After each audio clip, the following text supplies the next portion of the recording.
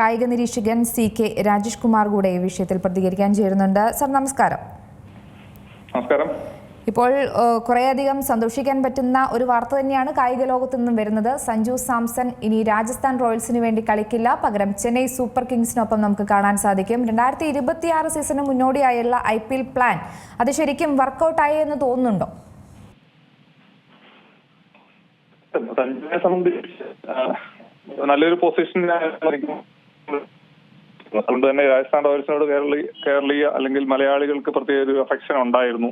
സഞ്ജുവിടെ കളിക്കുന്ന സാഹചര്യത്തിൽ നല്ലൊരു ഓപ്പർച്യൂണിറ്റി എല്ലാ കാലത്തും അവര് സഞ്ജുവിന് കൊടുത്തിട്ടുമുണ്ട്. ആ രീതിയിൽ തന്നെയാണ് നമുക്കറിയാം, സോഷ്യൽ മീഡിയ പോസ്റ്റുകളൊക്കെ ആണെങ്കിലൊക്കെ നമ്മൾ കണ്ടിട്ടുണ്ട്. പക്ഷേ ചെന്നൈയിലേക്ക് വന്നു കഴിയുമ്പോൾ നമ്മളോട് കൂടുതൽ അടുക്കുകയാണ് ശരിക്കും.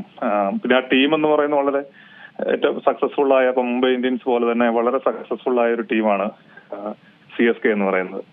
അപ്പൊ തീർച്ചയായിട്ടും ചെന്നൈയിലേക്ക് വന്നു കഴിയുമ്പം സഞ്ജുവിന് കൂടുതൽ പ്രത്യേകിച്ച് ആരാധകരുടെ ഒരു പിന്തുണ, പ്രത്യേകിച്ച് മലയാളികൾക്ക് വളരെയധികം താല്പര്യമുള്ളതാണ്. ധോണി നയിച്ച ടീമാണ്. അപ്പൊ അങ്ങനെയുള്ള എല്ലാ പ്രത്യേകതകളുമുള്ള ഒരു ടീമിലേക്ക് സഞ്ജു വരുമ്പോൾ തീർച്ചയായിട്ടും അതിൻ്റെതായ ഒരു പ്രത്യേകതയുണ്ട്. അതുകൊണ്ട് തന്നെ ആ ടീമിന് അത് വലിയ, പിന്നെ അതുമല്ല വളരെ ഫോമിൽ കളിക്കുന്ന ഒരു ബാറ്ററാണ്. വളരെ എക്സ്ട്രാ ഓർഡിനറി ടാലന്റഡ് ആയിട്ടുള്ള ഒരു ബാറ്ററാണ് സഞ്ജു എന്ന് പറയുന്നത്. അപ്പൊ അതുപോലെ തന്നെ മികച്ച വിക്കറ്റ് കീപ്പറും ഫീൽഡറും ഒക്കെയാണ്.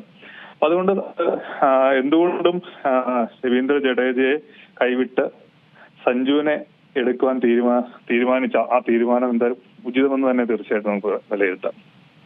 കൺസിസ്റ്റന്റ് ആയിട്ട് റൺ സ്കോർ ചെയ്യുന്ന താരമല്ലല്ലോ സഞ്ജു. പല കളിയിലും നമ്മൾ കണ്ടിട്ടുണ്ടല്ലോ, 10 കളി കളിക്കുമ്പോൾ 3 സെഞ്ചുറി അടിച്ചിട്ടും ബാക്കി കളി 10 താഴെ സ്കോർ ചെയ്യുന്ന ഒരു സഞ്ജുവിൻ്റെ പ്രകടനം തന്നെയാണല്ലോ പല മാച്ചുകളിലും നമ്മൾ കണ്ടിരുന്നത്. അപ്പോൾ ഈ ചെന്നൈയിലെ ധോണിക്കൊപ്പമുള്ള പെർഫോമൻസ് താങ്കൾ സൂചിപ്പിച്ച പോലെ തന്നെ ഭാവിയിൽ സഞ്ജുവിന് കൂടുതലൊരു പൊസിഷൻസുകളും അല്ലെങ്കിൽ മറ്റ് നേട്ടങ്ങളെ തന്നെ ഉണ്ടാക്കുകയുള്ളൂ. പക്ഷേ ഇതൊക്കെ ഒരു ചർച്ചാ വിഷയമാകില്ലേ? ചെന്നൈ സൂപ്പർ കിങ്സിലെ ആരാധകർക്കും അതൊരു ചില ക്ഷീണം അല്ലെങ്കിൽ ചില തരത്തിൽ അവരൊരു ആശങ്ക പ്രകടിപ്പിക്കുന്നുണ്ട്. സഞ്ജുവിന്റെ ശരിയാണ്, സഞ്ജു ഇൻകൺസിസ്റ്റന്റ് ആണ് എന്ന് പറയുമ്പോൾ തന്നെ സഞ്ജുവിന് തുടർച്ചയായ അവസരങ്ങൾ ലഭിക്കുമ്പോൾ അത് വളരെ, ഇന്ത്യൻ ടീമിലെ സഞ്ജുവിനെ നമുക്കറിയാം, മറ്റുള്ള താരങ്ങൾക്ക് കിട്ടുന്ന അതേ ഒരു പരിഗണന സഞ്ജുവിന്റെ ടാലന്റ് അനുസരിച്ച് കിട്ടില്ല എന്ന് നമുക്ക് പറയാൻ സാധിക്കും. അതായത് ഇപ്പൊ ഒരു 2 അല്ലെങ്കിൽ 3 മത്സരങ്ങളിൽ പരാജയപ്പെട്ട് കഴിഞ്ഞാൽ 4ാമത്തെ മത്സരത്തിൽ മാറ്റി നിർത്തുന്ന ഒരു പ്രവണതയാണുള്ളത്. പക്ഷെ അതിൽ കൂടുതൽ എത്ര മത്സരം പരാജയപ്പെട്ടാലും വീണ്ടും അവസരങ്ങൾ കൊടുക്കുന്ന താരങ്ങൾ ഇന്ത്യൻ ടീമിൽ തന്നെയുണ്ട്. അത് IPL-ലേക്ക് വന്നു കഴിയുമ്പം സ്വാഭാവികമായിട്ടും സഞ്ജുവിനെ പോലെ ഒരു താരം ഏത് സമയത്തും എക്സ്പ്ലോസീവായിട്ട് ബാറ്റ് ചെയ്യാൻ കഴിവുള്ള ഒരു ബാറ്റർ 2020 ക്രിക്കറ്റിന് അത് ഏറ്റവും ആവശ്യമാണ്. മികച്ച ഒരു 2020 മികച്ച ടെക്നിക്സ് ഉള്ള ബാറ്ററാണ്. നമുക്കറിയാം, ഏത് സാഹചര്യത്തോടും ഇണങ്ങി ഏത് കാലാവസ്ഥയിൽ ഏത് പിച്ചിലും നന്നായി ബാറ്റ് ചെയ്യാൻ, സ്ട്രൈക്ക് ചെയ്ത് ബാറ്റ് ചെയ്യുന്ന കളിക്കാരനാണ് സഞ്ജു. അതാണ് 2020 ബാറ്റർക്ക് ആവശ്യം വേണ്ടത്. അത് തീർച്ചയായിട്ടും സഞ്ജുവിലുണ്ട്. അതുപോലെ രവീന്ദ്ര ജഡേജയെ പോലെ ഒരു ഓൾറൗണ്ടറാണ്, ബാറ്റിംഗ് ബൗളിംഗ് പിന്നെ അല്ലെങ്കിൽ ഒപ്പം ഒരു അസാധ്യമായിട്ടുള്ള ഒരു ഫീൽഡിംഗ് ഒക്കെ ചെയ്യുന്ന ഒരു വ്യക്തിയെ കൊടുത്തിട്ട് ചെന്നൈ സൂപ്പർ കിങ്സിലേക്ക് സഞ്ജുവിനെ തിരഞ്ഞെടുക്കാനുള്ള ഒരു തീരുമാനം, അതിന് പിന്നിൽ വേറെ എന്തെങ്കിലും ലക്ഷ്യം ആ ടീമിനുണ്ടായിരിക്കുമോ? തീർച്ചയായിട്ടും രവീന്ദ്ര ജഡേജ നമുക്കറിയാം, സമീപകാലത്ത് T20 ക്രിക്കറ്റിൽ രവീന്ദ്ര ജഡേജയ്ക്ക് പൊസിഷൻ കൊടുക്കുക, പ്രത്യേകിച്ച് ഏകദിനത്തിൽ T20യിലും അങ്ങനെ പൊസിഷനിങ് ഇല്ല ശരിക്കും രവീന്ദ്ര ജഡേജയെ സംബന്ധിച്ച്. അദ്ദേഹത്തിന് ഏജും ആയിട്ടുണ്ട്. അതുപോലെ തന്നെ ടെസ്റ്റ് ക്രിക്കറ്റിൽ മാത്രമാണ് നമ്മൾ രവീന്ദ്ര ജഡേജയെ ഇപ്പോൾ കാണാറുള്ളത്. അതിൽ അദ്ദേഹം നന്നായിട്ട് പെർഫോം ചെയ്തിട്ടുണ്ട്. ഓൾറൗണ്ട് പ്രകടനം അദ്ദേഹം കാഴ്ചവെക്കാറുമുണ്ട്. പക്ഷെ T20 ക്രിക്കറ്റിന്റെ കഥ തന്നെ വ്യത്യസ്തമാണ്. തീർച്ചയായും T20 ക്രിക്കറ്റിന് ഇണങ്ങുന്ന ഒരു ഫിസിക് അല്ലെങ്കിൽ ഒരു പ്രത്യേകിച്ച് നേരത്തെ അദ്ദേഹം ചെന്നൈക്ക് വേണ്ടി ധാരാളം കോൺട്രിബ്യൂഷൻ നടത്തിയിട്ടുണ്ട് എങ്കിലും ഇപ്പോഴത്തെ ഇതിൽ അദ്ദേഹം ആ 2020 ക്രിക്കറ്റിന് ഇണങ്ങിയ താരമാണ് എന്ന് നമുക്ക് വിശ്വസിക്കാൻ പ്രയാസമാണ്, പ്രത്യേകിച്ച് അദ്ദേഹത്തിന്റെ ഇപ്പോഴത്തെ ഫോമൊക്കെ.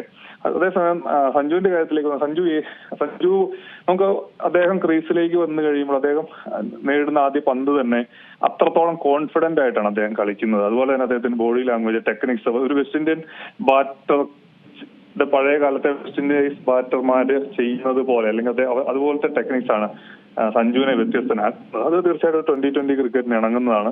അത് ഈ രവീന്ദ്ര ജഡേജയെ നമുക്കറിയാം, തോറ്റുപോയെന്ന ഒരു സ്ഥാനത്ത് ചെന്നൈയെ തിരിച്ച് ആ കപ്പ് ഉയർത്തേണ്ട അതിൽ പ്രധാന പങ്കായി നിന്ന ആളാണ് ജഡേജ. അദ്ദേഹത്തെയാണ് ഇപ്പോൾ മാറ്റി നിർത്തിയിരിക്കുന്നത്. അല്ല, തീർച്ചയായിട്ടും അതൊക്കെ അംഗീകരിക്കുക തന്നെ. നമുക്ക് സർവകാല ഇപ്പൊ 2020 ക്രിക്കറ്റ് അല്ലെങ്കിൽ നമ്മളൊരു IPL ലേലം കണ്ടു കഴിഞ്ഞാൽ നമുക്ക് മനസ്സിലാവും, സമീപകാലത്ത് ഏറ്റവും മികച്ച പ്രകടനം കാഴ്ചവെക്കുന്ന ആൾക്കാരെയാണ് എപ്പോഴും ഒരു ലേലം വിളിയിൽ ഹോട്ട് സ്റ്റാർസ് ആയിട്ട് വരാറുള്ളത്. അപ്പൊ അത് തന്നെയാണ് സഞ്ജുവിന്റെ കാര്യത്തിലും പറയാറ്. സഞ്ജുവിന് വന്നു കഴിഞ്ഞാൽ അദ്ദേഹത്തിന്റെ നായകൻ എന്ന നിലയിൽ അദ്ദേഹത്തിന്റെ മിടുക്ക് നമ്മൾ കണ്ടതാണ്. ബാറ്റർ എന്ന നിലയിൽ, വിക്കറ്റ് കീപ്പർ എന്ന നിലയിൽ ഈ കളിക്കാരെ ഉത്തേജിപ്പിക്കുക എന്ന് പറയുന്ന ആ ഒരു കാര്യത്തിൽ ഇങ്ങനെയുള്ള എല്ലാ കാര്യത്തിലും വളരെ കാമായി, പ്രത്യേകിച്ച് ധോണിയെ പോലുള്ളൊരു നായകൻ പിന്തുടർന്ന് ഇന്ത്യൻ ടീമിലായിക്കോട്ടെ അല്ലെങ്കിൽ CSK വന്നപ്പോഴായിക്കോട്ടെ ഒക്കെ നായകൻ അദ്ദേഹം കാണിച്ച ഒരു ഇരുത്തം അല്ലെങ്കിൽ ഒരു കാംനെസ് ഒക്കെ ഉണ്ട്. അതൊക്കെ സഞ്ജുവിൽ നമുക്ക് പലപ്പോഴും താരതമ്യം ചെയ്യാറുണ്ട്. ആ ഒരു കാംനെസ്, എന്ത് വെല്ലുവിളിയും കൃത്യം നേടാനുള്ളൊരു വളരെ ശാന്ത സ്വഭാവത്തോടു കൂടി നേടാനുള്ളൊരു കഴിവ്, ഇതൊക്കെ സഞ്ജുവിലുമുണ്ട്. അത് തീർച്ചയായിട്ടും ഒരു ടീം എന്ന നിലയിൽ CSKക്ക് വലിയ മുതൽക്കൂട്ടാണെന്ന് തന്നെയാണ് വിശ്വസിക്കുന്നത്. ശരി, എന്നാലും വളരെയധികം നന്ദി ഈ അവസരത്തിൽ പ്രതികരിച്ചു. ഏറ്റവും പുതിയ വാർത്തകളും വിശേഷങ്ങളും വിരൽ തുമ്പിലറിയാൻ സീ മലയാളം ന്യൂസ് എല്ലാ ഡിജിറ്റൽ പ്ലാറ്റ്ഫോമുകളിലും ലഭ്യം.